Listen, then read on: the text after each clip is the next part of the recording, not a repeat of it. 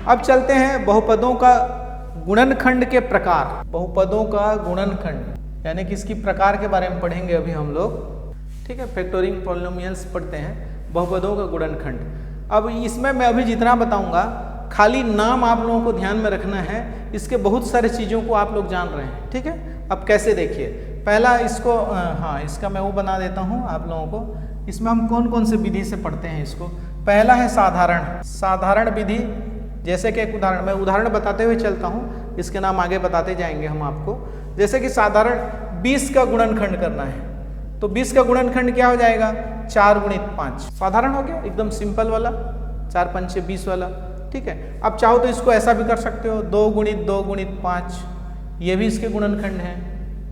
तो ये हो गया साधारण गुणनखंड, किसी बहुपद वाले का ऐसा हम गुणनखंड कर सकते हैं। जैसे यहाँ पे आप लोगों को दिखता होगा कि ये बहुपद में कैसे, ये भी बहुपद है, इसमें x का घात 0 है, तो इसको ऐसे भी ले सकते हैं 30x वर्ग, इसका सामान्य गुणनखंड 5 गुणित 6, 6 पंचे 30 होता है, गुणित x।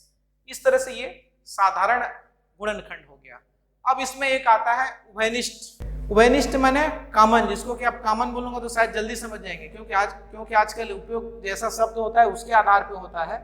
जैसे कि 4x square plus 64, 4x square plus 64, इसमें उभयनिष्ठ है कुछ दोनों में। ये पहला तो ये क्या कहना चाहिए, कोई पद नहीं बन पा रहा है इसमें, और इसमें है तो उभयनिष्ठ कैसा है उसको भी बताता हूँ। देखिए 4 इसमें है, इसको क्या लिख सकते हैं, 16 गुणित 4 लिख सकते हैं। तो इसमें भी 4 है, 4x वर्ग धन 16 इंटू 4, ऐसा हुआ। देखिए ये प्लस से इधर अलग, प्लस से इधर अलग, दोनों के पास 4 है, ठीक है। दोनों के पास 4 होने से क्या हो जाएगा, 4 बाहर आ गया, x स्क्वायर प्लस 16। ये देखिए ये गुणनखंड बना, इसका गुणनखंड एक 4 भी है और x वर्ग धन 16 भी है। तो इस तरह से देख रहे हैं आप, इसमें उभयनिष्ठ निकलने वाली बात आती है, ठीक है। और एक लेता हूं, देखिए यहीं पर कि उभयनिष्ठ किस तरह से हो सकता है। देखिए 3x square plus 18x plus 27। अब इसको देखिए, इसमें से क्या कॉमन आ सकता है। सामान्यतः जैसे यहां पर जो है उसका गुणनखंड का इसके में हो सकता है, कॉमन आएगा तो आएगा, यानी कि सब में होना चाहिए। तब हम इसको क्या कर सकते हैं, देखिए ये क्या, यहाँ पर 3 है, इसमें भी 3 है, कैसे 3 छके 18, मैं यहाँ पे लिख रहा हूँ, देखिए एक छोटा सा इसको, ये क्या है 3 या 27, दोनों में 3 है, इसमें भी 3 है, इसमें भी 3 है, इसमें भी 3 है, इसलिए यहाँ पर 3 उभयनिष्ठ होगा। अरे ये बात समझ में, 3 उभयनिष्ठ होगा। तो ये 3 उभयनिष्ठ होने के बाद यहाँ बचा क्या अंदर में, देखिए ये x स्क्वायर बचा, यहाँ पर क्या बचा 6x, यहाँ पर क्या बचा 9।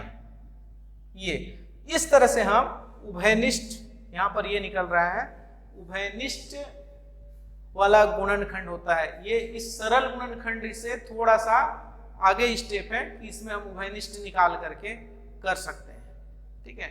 उसके बाद आता है सर्वसमीका का उपयोग। मैंने पिछले क्लास में एक ऐसा क्वेश्चन भी करवाया है, परंतु अभी नहीं किए तो अभी भी कर लीजिए, क्योंकि नए जुड़ने वालों की संख्या भी बढ़ती जाती है और नए वाले जो बच्चे हैं उनको पता नहीं चलता है। तो पिछले कुछ किताबों से पलट के सीखिए, कुछ यहाँ से सीखिए।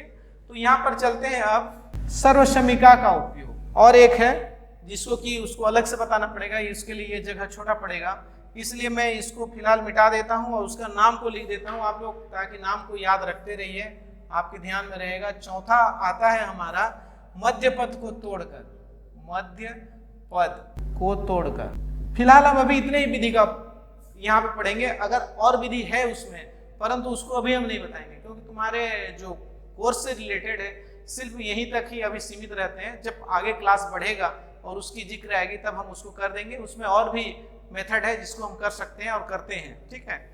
तो यहाँ पर देखिए सर्वसमीका का उपयोग। अब ये सर्वसमीका क्या है, मैं आप लोगों को उस दिन भी बताया था, आज भी बता देता हूँ। जो हम लोग छोटा छोटा सूत्र पढ़े हुए हैं, देखिए मैं बता रहा हूँ यहाँ पर, a धन b का whole square, a plus B का whole square, a minus B का whole square, a plus B and a minus B, इन दोनों का मल्टीप्लाई गुणा, और आता है x प्लस a और x प्लस b, इस तरह से हमारे पास बहुत सारे सर्व समीकरण हैं जो आप लोग कक्षा 6वीं से लेकर के 8वीं तक में काफी पढ़े होंगे। 11 ठो पढ़े हैं आप कम से कम ये सर्व समीकरण, वो आप लोगों को याद होना चाहिए, तब जाकर के ये थोड़ा सा सरल होगा। ठीक है, बाई चांस याद नहीं है आज के डेट में तो आप लोग फटाफट निकालिए उन सारे सर्व समीकरणों को, नोट कीजिए आज के डेट में और उसको फिर से पढ़ना शुरू कर दीजिए, आप लोगों को याद हो जाएगा क्योंकि वो सब आप पढ़ते हुए आते हैं। ठीक है, तो यहाँ पर इस सर्व समीकरणों का उपयोग मैं एक ठो का लिख रहा हूँ, बाकी सब आप लोगों के लिए छोड़ता हूँ, आप लोगों को भी करना है कुछ। ठीक है, तो इसका क्या हो जाएगा, पहले पद का वर्ग धन पहले दूसरे के गुणा का दुगुना, पहले दूसरे के गुणा का दुगुना, फिर प्लस दूसरे पद का वर्ग। ऐसा ही इसमें भी करना है, और ये वाला का तो कई बार उपयोग हो चुका है, अभी फिर से हो जाएगा, देखते रहिए। अब आते हैं यहाँ पर सर्व समीकरण का उपयोग कैसे करते हैं। जैसे कि एक प्रश्न है हमारा, x वर्ग ऋण 81 x स्क्वायर माइनस 81। अब यहाँ पर देखना है कि इसमें से कौन से सर्व समीकरण का उपयोग करके हम इसको गुणा में बदल सकते हैं, यानी कि गुणनखंड में बदल सकते हैं, और ये बदल जाता है। ध्यान से देखते हैं मैं इसको लिखता कैसे हूं। यहाँ पर इसको लिख सकते हैं x का वर्ग माइनस 9 का स्क्वायर। मैं जो बोल रहा हूं उस बात को ध्यान में रखिए, यहाँ पे मैंने वर्ग बोला, यहाँ पे स्क्वायर बोला। वर्ग हम लोग हिंदी में बोलते हैं और स्क्वायर अंग्रेजी में बोलते हैं। आप लोग सब ज्ञान लेते हुए जाइए, क्योंकि आगे के क्लास में ऐसा होता है कि हमको अंग्रेजी का भी उपयोग करना पड़ता है, और जो अपर क्लासेस हैं उसमें ज़्यादातर ऐसा होता है जिस समय आप किसी गणित को लेकर के MSc करेंगे तो आपको हिंदी मीडियम नहीं इंग्लिश मीडियम ही मिलेगा। ठीक है, तो उस समय ये सब चीज़ों को अगर आप अभी से 6वीं 7वीं 8वीं से लेकर के इधर 9वीं 10वीं में थोड़ा थोड़ा पकड़ बनाते चलेंगे तो आप लोगों को ये इजी लगेगा। ठीक है, तो आप केयर करते रहिए कि हम उसी चीज़ को यहाँ पे वर्ग कहा और इसी चीज़ को स्क्वायर कहा। ठीक है, अब उसी चीज़ को हम यहाँ पे ऋण भी बोलते हैं और माइनस भी बोलते हैं, धीरे धीरे आप अभ्यास बढ़ा लीजिए। ठीक है, अब यहाँ पर देखिए, यहाँ पर इसकी तुलना कीजिए ये किससे मैच करता है हमारा। तो यहाँ पे मैं पूरा नहीं लिखा हूं, अब इसके लिए एक ठो को लिखता हूं मैं। ठीक है, ये x का मान क्या होता है, इसको हल करते हैं तो a square minus b square होता है। ये देखिए, ये अभी मैंने इसको अंडरलाइन कर लिया, ये वाला फार्मूला का यहाँ पे यूज हो रहा है। ठीक है, अब ये वाला फार्मूला का यूज कैसे हो रहा है, देखिए यहाँ पर a के जगह पे x आया और b के जगह पे 9 आया। ठीक है, तब हम उसको क्या लिखेंगे, a प्लस बी और a माइनस बी, दो ब्रैकेट में गुणनखंड के रूप में ये परिवर्तित हो गया। कौन कौन सा, यहां से a के रूप में आ रहा है ये x, b के रूप में आ रहा है ये 9, दोनों के बीच में क्या होना चाहिए, एक बार प्लस, वही x आ रहा है, वही 9 आ रहा है, दोनों के बीच में होना चाहिए एक बार माइनस। तो ये देखिए दो गुणनखंड में परिवर्तित हो गया, x प्लस 9 x माइनस 9। ठीक है, तो इस तरह से हम सर्व समीकरण का उपयोग करके हम लोग गुणनखंड ज्ञात कर लेते हैं। ठीक है, और एक उदाहरण देता हूं, यहां पर जो आया है देखो, इसी को लेके चलते हैं, तुलना करते हैं की तुलना। देखिए यहां से ये अलग बना था, अब इसमें जा रहे हैं तो इसको लेकर के जा रहा हूं मैं। चलो इसको एक बार फिर से लिख देते हैं ताकि आप लोगों को इस प्रकार का कोई कंफ्यूजन न रहे। इसमें आता है x square plus 6x plus 9, ये था, देख लीजिए एक बार, x square plus 6x plus 9।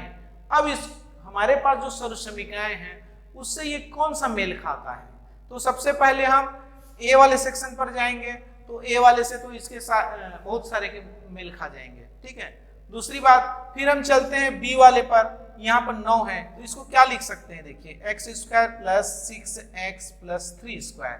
3 square माने 9 होता है, 3 3 9। ठीक है, 3 3 9 होता है, तो 3 स्क्वायर माने क्या हो गया, 9 हो गया। इस 9 को ऐसा लिख सकते हैं। अब आप मैच कीजिए इसको, आपको दिख रहा है, ये देखिए इसका संबंध इसके जैसा दिख रहा है, a के जैसा, इसका संबंध b के जैसा दिख रहा है, बीच वाला थोड़ा सा अलग दिख रहा है, ये 6x है, यहाँ पर 2 के रूप में है। अब इसको बदल देते हैं उसी के जैसा, ध्यान से देखते रहिए। x वर्ग आया, चलो इसको x ये a के जगह पे लिखे, यहाँ पर b के जगह पे लिखे, a और b लिया है, ध्यान से देखते रहिए कितना सरल होता है ये। हम यहाँ पर a भी है, देखिए हमारे सर्व समीकरण के हिसाब से, तो a b के हिसाब से ये a आ गया, b के हिसाब से यहाँ पे 3 आ गया। इतना करने के बाद यहाँ पर जो आने वाला है वो 2 है, तो क्या हम इसको गुणा करने से ये मिल रहा है, तो यहाँ पे 2 को लिखे तो आखिर 6 आया ना, देखो 3 दूनी 6x आया। ठीक है, तो ये जो 6x है इसी को हमने परिवर्तित करके लिखा है। अब ये हमारे इसकी तुलना के बराबर सेम टू सेम हो गया है। देखो ये a वर्ग धन 2ab धन b वर्ग, इसका मूल रूप क्या होता है? ये गुणनखंड रूप है, ये a प्लस बी का होल स्क्वायर, यानी कि a प्लस 3 का होल स्क्वायर। आ गई बात समझ में? a प्लस बी का होल स्क्वायर मैंने पूरे का स्क्वायर। तो इसको दो बार भी लिख सकते हैं, x धन 3 और x धन 3, same to same x plus 3 okay. तो ये जो x प्लस 3 आया, ये इसके गुणनखंड हैं, किसके?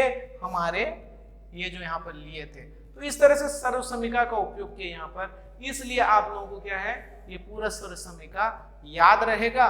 तो जिस समय गुणनखंड निकालना होगा, अगर इससे मैच करता है तो फट से आंसर लिखेंगे। मैंने तो यहाँ पे समझाया है, आपको यहाँ पे समझाने की जरूरत नहीं है, आप यहाँ से सीधा यहाँ आकर के चले जाएंगे, लेकिन एक लाइन लिख दीजिएगा कि हमने सर्वसमीका का उपयोग किया है। तो ये हो गया हमारा सर्वसमीका का उपयोग करते हुए हल करना।